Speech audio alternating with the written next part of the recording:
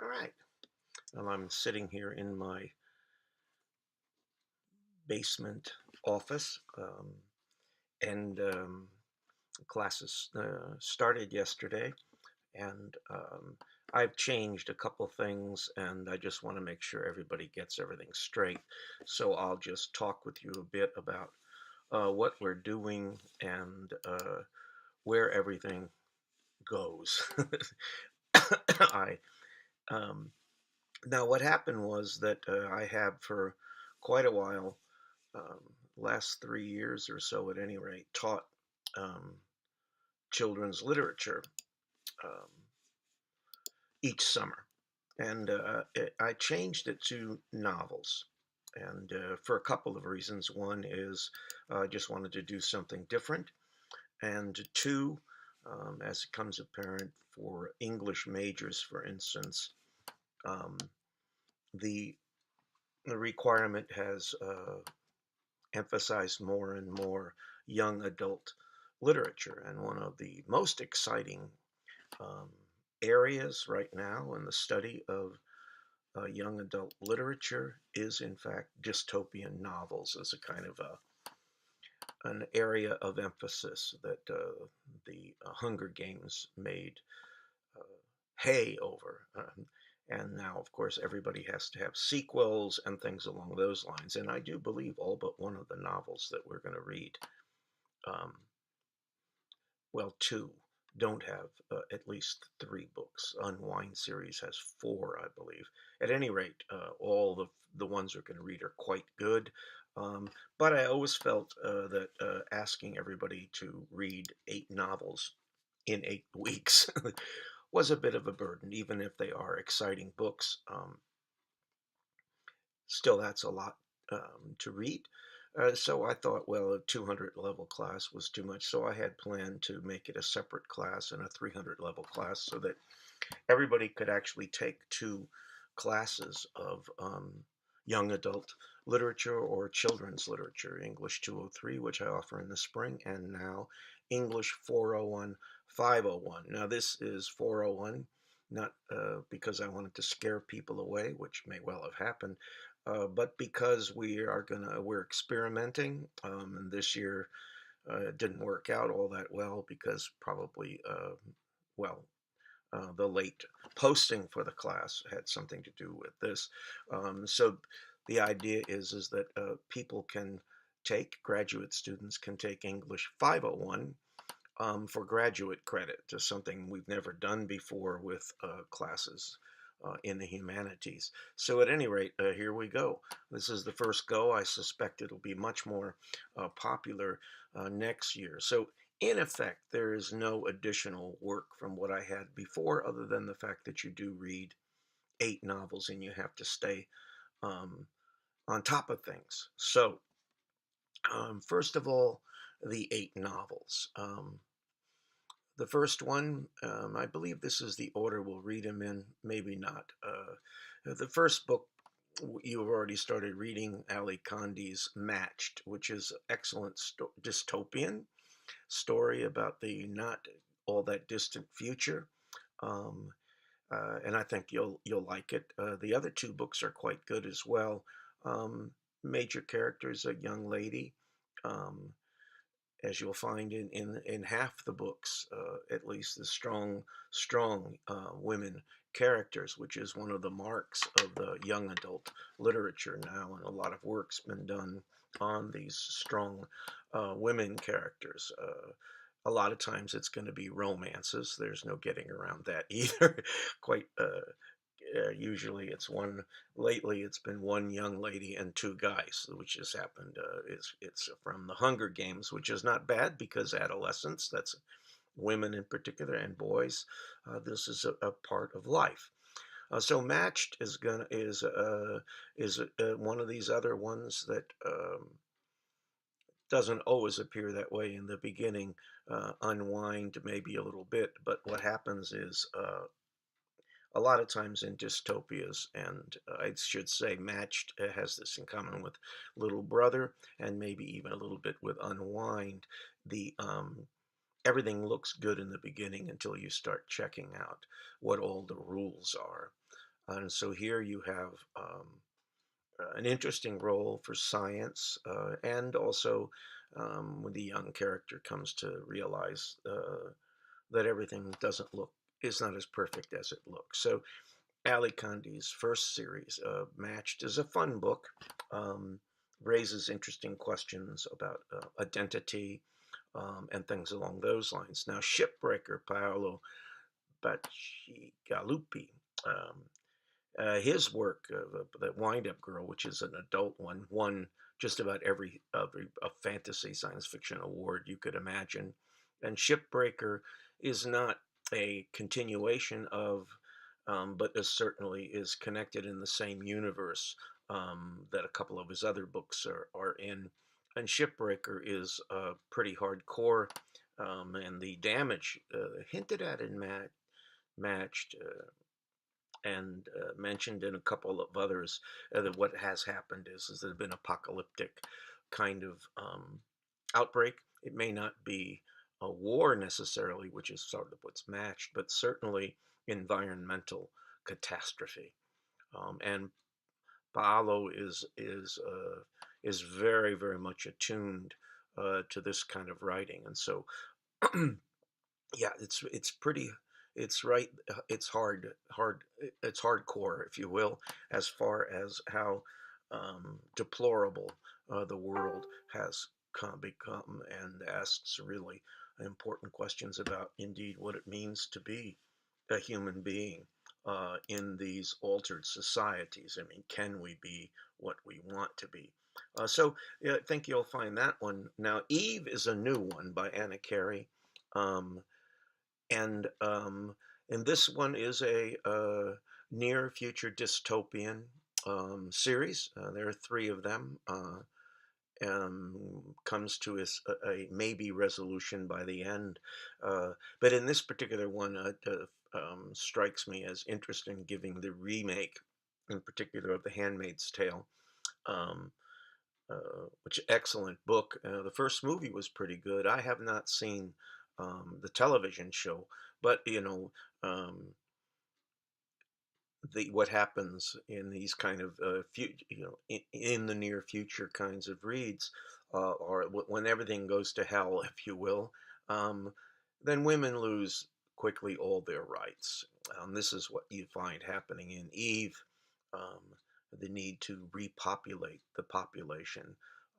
And so, in our character, Eve, that first woman, and all those other kinds of things that are tied with that. But Eve, like the young lady in Matched, must come to see that the world around her is not what it appears to be. And it asks questions about what sacrifices to make if you want to live free and secure, something that is in the news all the time. Now, Meg Rossoff's book, How I Live Now, takes place in the today. Um, and it is one that shows, if you will, it's all about security and terror, the possibility of war, and in this case, a limited nuclear exchange. Nothing good comes from it, but it does. If you when you start reading it, it's another love story, and this one a rather illicit one between first cousins, which everybody seems to be upset. But if you abide, but if you go and look at how many states it's legal to marry your first cousin, um, you'll see that it's an interesting um, situation that shows really the fragility of civilization, how easily the threads that hold it together can be broken. Um, it's also a pretty good movie if you get a chance to see it. The only one of the books now that have been made into a movie. There's talk about making Matched, and certainly Little Brother. But oh yes, I'm wrong. The other one that has been quite a good movie made is the other edition that I made. I may as well jump to it. It's the last book you'll read. And as we have Anna Carey for Eve and Carrie Ryan for The Forest of Hands and Teeth.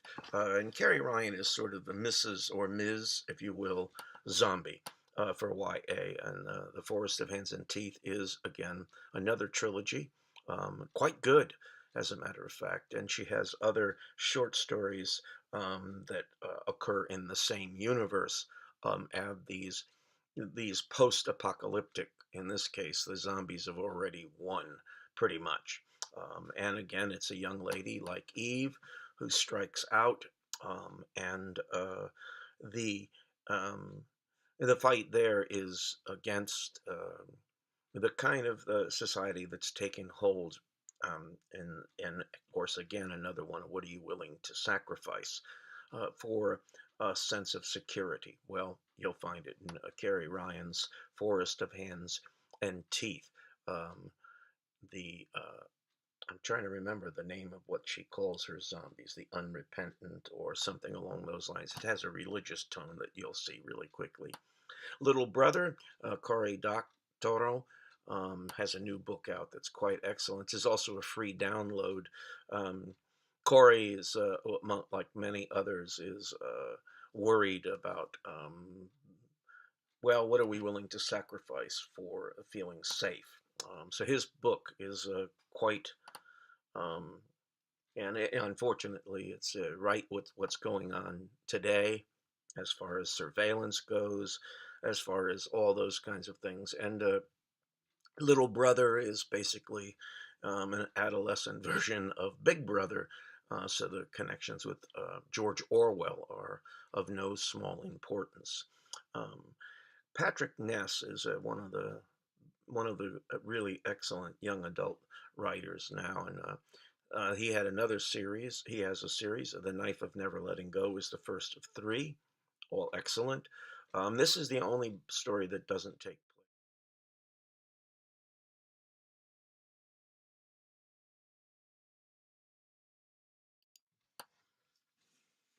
Well, of course, the video stopped on me right when I was talking about Patrick Ness's book. Um, that takes place on another planet, and this story is about a lot of things, including communication. Um, and like Eve, we're thrown into the middle of a horrible, horrible, in this case, um, patriarchy, where there are no women in this part of the world where the young boy is. And part of what goes on the planet is that everybody can hear what everybody's thinking, except when the empty space shows up, which is going to be a young lady. And they are the two central characters um, that have to fight their way to uh, what you might even call freedom. There are more people coming to help populate the planet. There are spackles, or what they call them the aliens, when of course it's the humans that are the aliens, but the indigenous peoples that they've had a war with, and we find they're still around. But it's a hard-hitting story. And Yeah, it has connections with Eve, especially in terms of misogynist tendencies in society. And the other book that I haven't mentioned is Neal Shusterman's Unwind. Now, I think the latter two books are in, there's always talk about making a movie of both of them. So we'll see if this actually happens, which would be cool. Unwind was Nebraska one book, and it takes as its starting point a speculative idea about a war having been fought, the Heartland War, over the whole question of abortion, which remains very, very much the pro-life and pro-choice battle.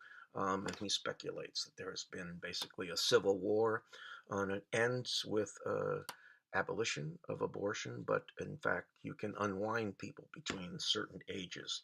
That is to say, if you don't like your daughter or your son, or your adopted daughter or son, as you can in fact send them to these places that unwind them. That is to say, uh, they don't kill them; they live at a different level. Um, and the organs are used. You can get an eye for for whatever. It's a big business, and it's also informed the entire society. It's based upon all of these have a certain scientific basis to them, and this one is that the technology is available. to actually do what they call the unwinding and what the youngsters call the chop shop. The big change is that there's a new drug so that all body parts are accepted by the body. There's no rejection, and it's no big deal. If you want a new heart, go get one. If you have enough money for a really good one, that is to say. So, all the novels present these kind of dystopian views of and focus on concerns of everyday society, from gender roles to pollution, um, all of them with different degrees. And so I think you're going to find them all very interesting. So read ahead, stay up with things.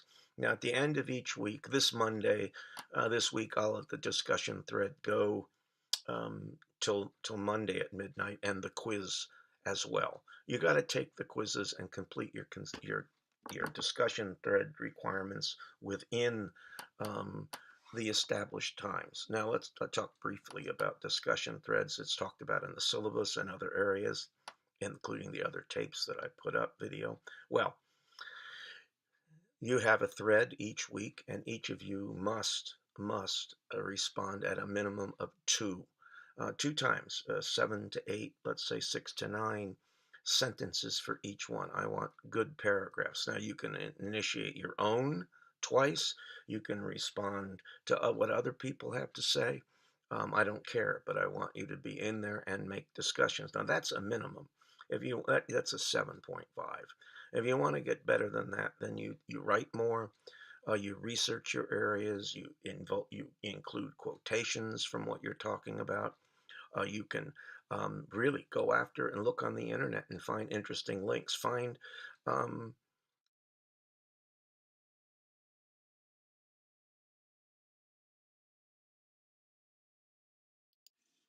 yes, you can find interviews with the author. The frames got dropped again. Who knows how long it's going to take me to finish this video, but I am determined.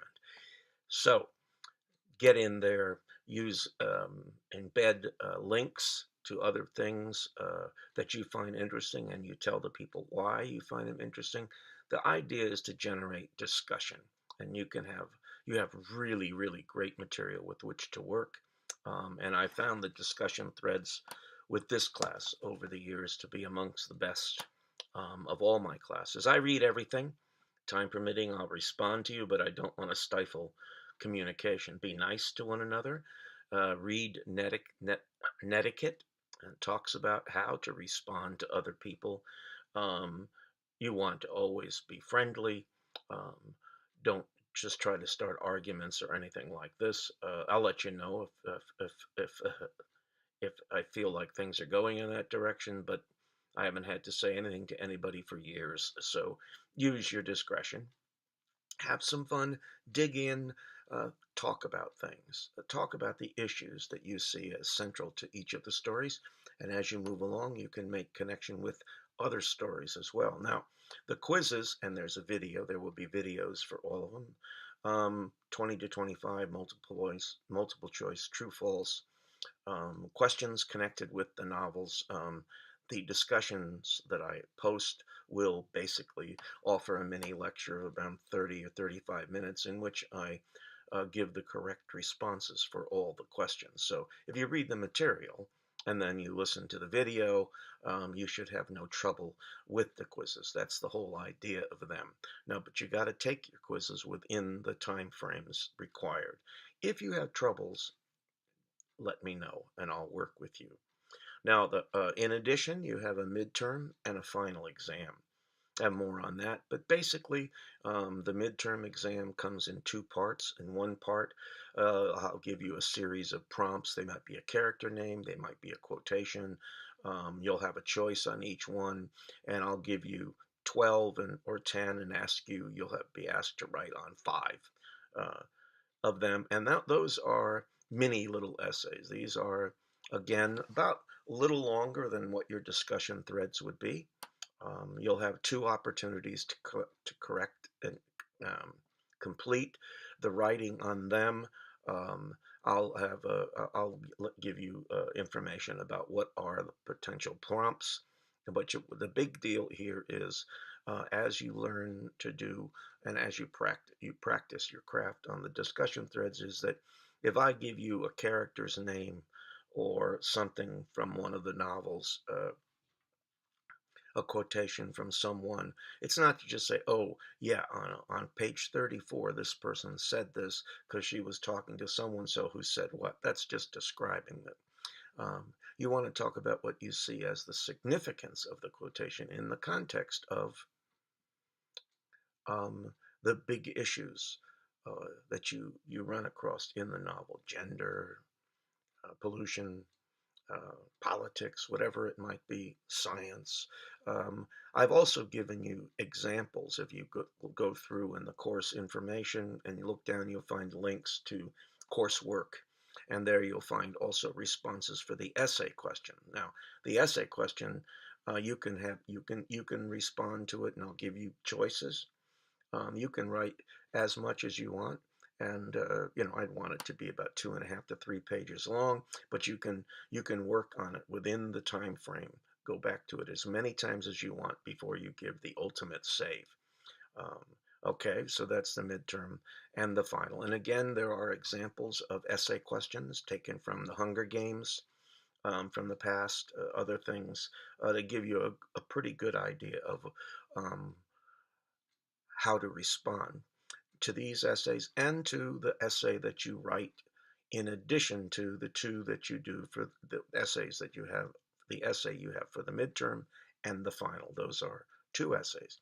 You have a third, and this one you can revise. And you can write it on a topic of your choice as the syllabus suggests, and I've given you examples, um, a couple examples that on class work, and there's links. Just look over the first week's page, and you'll find lots of links to this information. If you can't find it, just let me know, and I'll help you find it. Um, and this one is due. If you want to revise it, it's due before the beginning of week 6. So that I have time to read it and comment on it and get it back to you. So, I mean, beginning of week 7, by the end of week 6. The only thing I say about it is that this is an analysis, what I would call a book analysis report. It's not a book report telling me what it's about and who are the characters. It's talking about specific arguments that you find of interest in the story, whether it's pollution, whether it's gender. Like I've said before, you have all these different topics that you're going to find overlapping: the role of science, the dangers of science or technology, again, big in dystopia, uh, and the sacrifice of freedom for the sense of security and what kind of limits there must be, all those kinds of things as they come to you. The only thing I ask is you do your own work, and if you write on Eve for your paper, don't write on it for either on the midterm or on the final. So you'll be given choices for all those for the exam topics, and I'll give them to you in advance, so you have more than a week, basically, or a week at least, to work on them. So don't forget there is this third essay. And you can revise this to elevate your grade. And again, you have examples of everything. Good work to get an idea about what it is you want to aim for in your work. Now, that in addition, I guess there's really not that much to discuss in terms of what the requirements of the class are. If you have questions, you write me. If you are having trouble, write me. Um, but don't don't go for 3 weeks and read nothing and expect to pass this class, because you have to have your work in on time. You just can't take a quiz whenever you feel like it. You can't take exams ahead. If you want to read all the books in 2 weeks, that's your choice, but you can't finish the class in 2 weeks. The exams come at specific times. The quizzes do as well. And the discussion threads are due during the week that they're due. You can't just say, well, I'll go and fulfill the discussion thread requirements for the first 3 weeks on week 4. That's just not going to work. Stay on top of things. Um, and enjoy this really, really excellent literature. Um, that covers a broad spectrum of topics, all the way from, I don't know, uh, we don't have alien invasions. We do that the humans are invading an alien world, all the way to that to a zombie apocalypse.